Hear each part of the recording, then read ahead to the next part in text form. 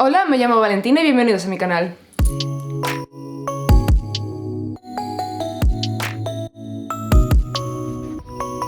Para el vídeo de hoy vamos a estar haciendo unos pantalones tipo cargo. Por mi Instagram os puse esta encuesta de aquí para que eligieseis el estilo. Lo que pasa es que cuando empecé a hacer el que más habíais votado, lo hice en una tela de sábana que al final me encantó cómo quedó. Entonces voy a dejar ese tipo de pantalón con esa sábana para otro vídeo. Y para este he decidido hacer el otro, el que no votasteis tanto, pero que va a quedar genial. En este vídeo no os voy a enseñar cómo he hecho el patrón, porque primero quería ver que quedase perfecto el pantalón, pero si ahora que ya sé que queda bien, si queréis que haga otro vídeo explicándolo, pues me lo decís. Lo primero que vamos a hacer es cortar el tejido, o sea, el patrón en el tejido.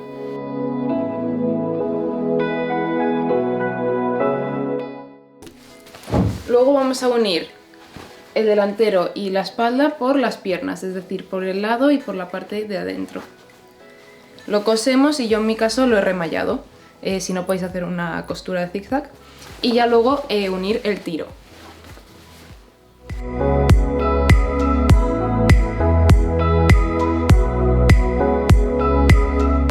Una vez hecho eso, hacemos el bajo. Yo en este caso he hecho vuelta y vuelta y coser a 1 centímetro. Un bajo muy sencillo. Después de hacer el tiro, lo que vamos a hacer es hacer los ojales para que luego salga nuestra cuerdecilla. Simplemente marcamos donde queremos hacer el ojal y hacemos un ojal. Para la cinturilla, yo en este caso no es una cinturilla independiente, sino que está integrada en el mismo patrón del pantalón. Lo único que hice fue dejar 4 centímetros más para doblar 1,3 centímetros y que eso fuese la cinturilla.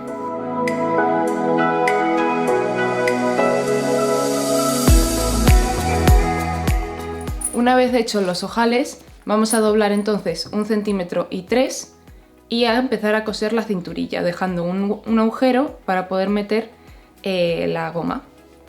Una vez metida la goma, cerramos la goma y es buen momento para probarse los pantalones y ver que nos quedan bien. Si no, pues rectificamos la goma. Si nos quedan bien, cerramos el agujero que habíamos dejado. Como elemento decorativo he añadido estas líneas de aquí. Simplemente son costuras en las que he dejado la puntada la más larga posible de mi máquina, que son 5 en mi máquina. Y a la vez que vas cosiendo, estiras la goma para que luego no pierda la elasticidad.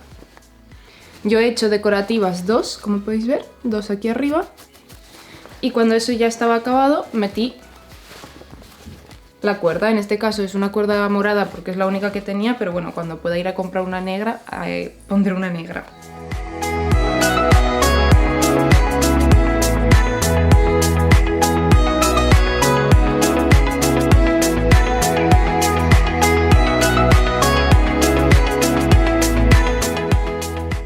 Y para acabar quería añadir 2 bolsillos laterales, así que hice el patrón, lo corté en el tejido y los cosí al pantalón.